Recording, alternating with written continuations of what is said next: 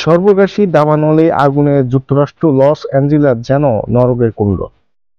শুষ্ক আবহাওয়ার সঙ্গে তীব্র বাতাসের বেগের কারণে আগুন নিয়ন্ত্রণ আনা যাচ্ছে না। হাজার হাজার একর এলাকা জুড়ে পুড়ছে ঘরবাড়ি সহ বিভিন্ন স্থাপনা। আগুন নিয়ন্ত্রণ আনতে পারছে না ফায়ার সার্ভিস কর্মীরা। তাদের সঙ্গে অন্যান্য দেশের থেকে ফায়ার সার্ভিস কর্মীরা যোগ দিয়েছেন, কিন্তু এখনও দাবানলে দ্রুত ছড়াচ্ছে আগুন। সব থেকে বেশি পুড়ছে লস অ্যাঞ্জেলেসের প্যাসিফিক প্যালিসেডস এলাকা।